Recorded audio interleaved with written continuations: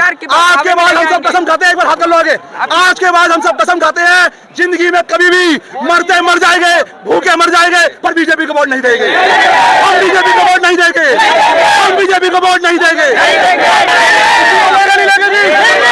देखो आपके सामने युवा बता रहा है, लेयर में जो है वो जगह जगह बैरिकेडिंग की गई है। अभी अभी यहाँ पर लाठी चार्ज भी हुआ है। क्या कहेंगे, अभी अभी लाठी चार्ज भी हुआ है? देखिए लाठी चार्ज कर लो, डंडा चार्ज कर लो, बंदूकें चला लो, गोली चला लो, ये लोग डरने वाले नहीं है।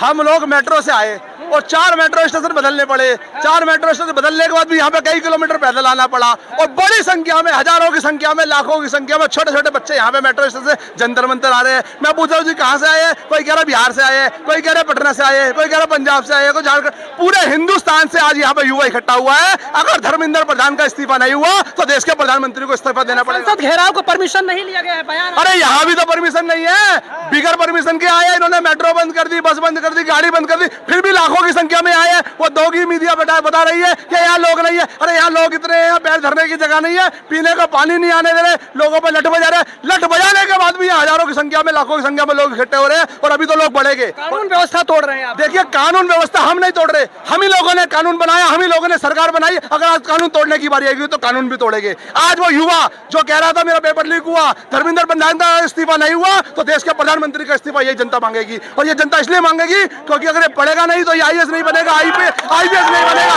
इंजीनियर नहीं बनेगा, डॉक्टर नहीं बनेगा।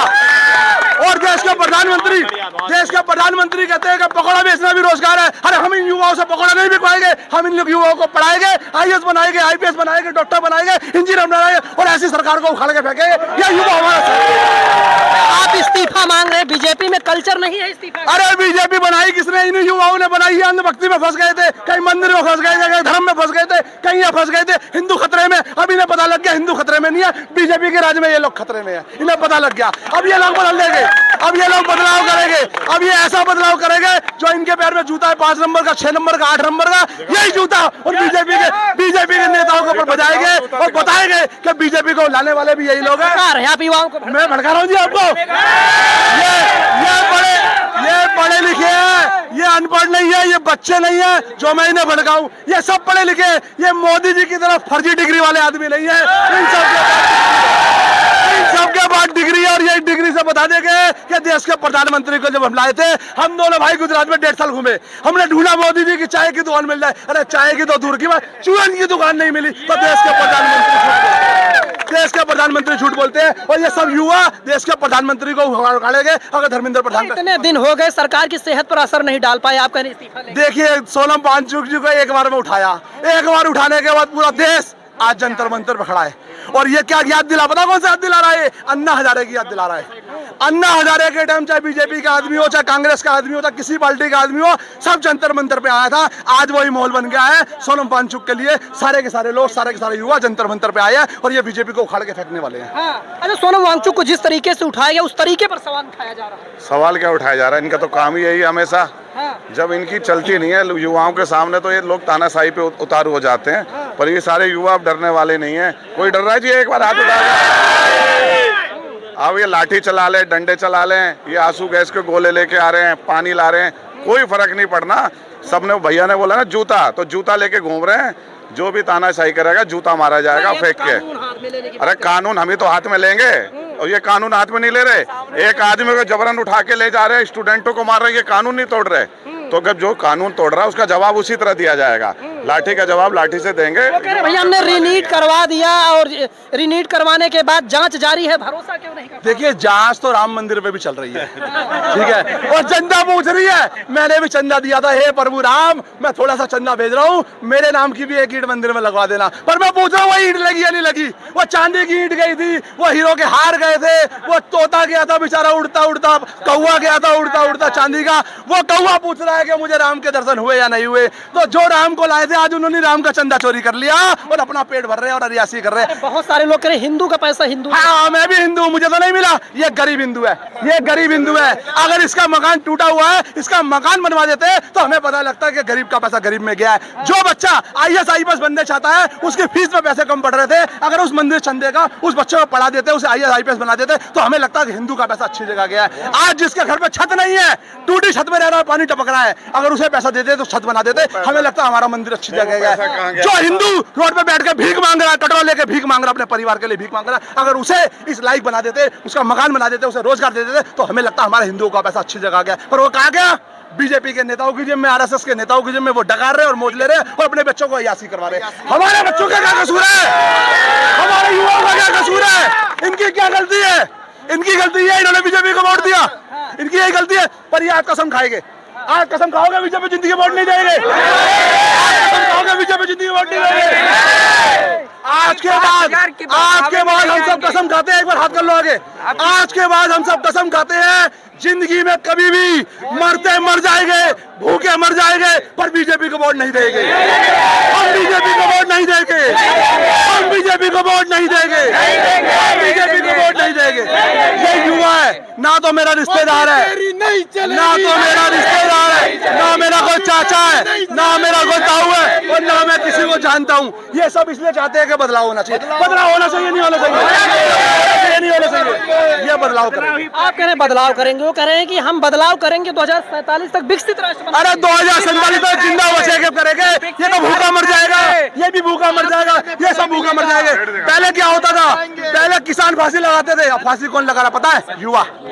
अब युवा फांसी लगा रहा है, ये युवा फांसी लगा रहा है, ये युवा फांसी क्यों लगा रहा है? इनका पेपर लीक होता है, इनके माता पिता बेचारे 15,000 की नौकरी करके अपना पेट काट के इन्हें पढ़ाते हैं, इन्हें IAS की तैयारी कराते हैं, इन्हें डॉक्टर की तैयारी कराते हैं, इन्हें नीट का पेपर कराते हैं, पर वो लीक हो जाता है। एक बार लीक होता, 2 बार लीक होता, 3 बार लीक होता, फिर इन पे कोई जिम्मेदारी नहीं होती, ये फिर पेपर नहीं दे पाते, फिर ये फांसी लगा लेते हैं, ये मर जाते हैं। ये मर जाते हैं किसके राज में मरते हैं? बीजेपी के राज में। बहुत सारे लोग पूछ रहे हैं कौन है सोनम वांगचुक? चाइनीज एजेंट बताया जा रहा है। सोनम वांगचुक वो है जिसने देश के लिए अच्छा काम किया, चाय नहीं बेची, पकौड़े नहीं बेची और देश को चूतिया नहीं बनाया। बाकी सारा काम सोनम वांगचुक ने किया है। बाकी जनता कह रही चाय वाला चोर है। अरे चाय वाला एक ही चोर है, सबको चोर मत बनाओ यार।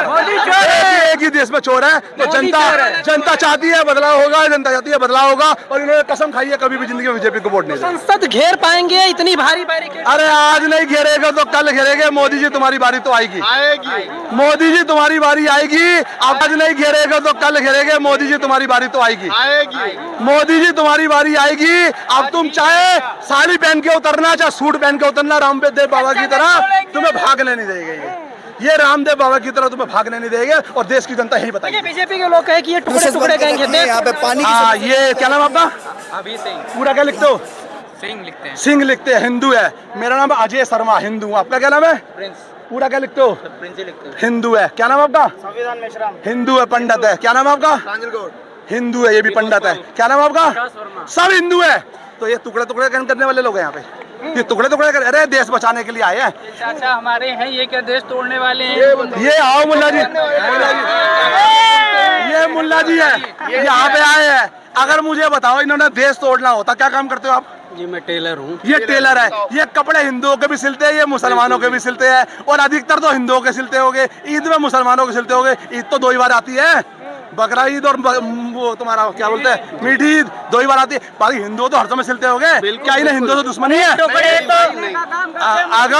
अगर कोई काम कर रहा है देश के अंदर, चाहे चूड़ी का काम कर रहा हो, चाहे पेंचर का काम कर रहा हो, मकान बनाने का काम कर रहा हो, मिस्त्री का काम कर रहा हो, रोड बनाने का, सब मुसलमान करते हैं। क्या मुसलमान चाहेगा मेरा काम छिन जाए? मुसलमान चाहेगा मेरा काम छिन जाए? मुसलमान चाहता है कि मैं इस देश के अंदर अपने बच्चे पाल रहा हूँ। अगर वो अपने बच्चे पाल रहा है तो क्या अपने बच्चों बर्बाद करेगा? अगर दंगा होगा, लड़ाई झगड़ा होगा, तो मुसलमान भी तो मरेगा, इसके बच्चे भी तो मरेंगे। क्या हिंदुओं का मरे? दंगे में बच्चों के दोनों के मरते हैं, चाहे वो हिंदू हो चाहे वो। आखिरी सवाल, इस्तीफा ले पाएंगे? क्या लगता है इस्तीफा? इस्तीफा लेगा नहीं लेगा जी? इस्तीफा लेगा नहीं लेगा जी? देखो आपके सामने युवा बता रहा है, युवा कह रहा है कि इस्तीफा लेंगे। ये मुझे जानते नहीं है, जानते हो मुझे? कभी मिले हो?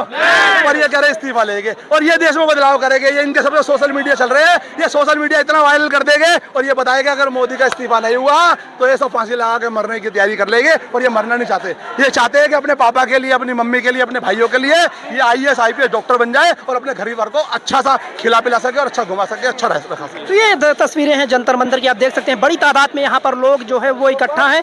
आप देख सकते हैं यहाँ नारेबाजी हो रही है, गाड़ी पर चढ़ गए हैं लोग और यहाँ पर बड़ी तादाद में लोग आए हुए हैं। तो ये तस्वीरें जंतर मंतर की, जहाँ पर इन्हें आगे बढ़ना है संसद घेरने के लिए।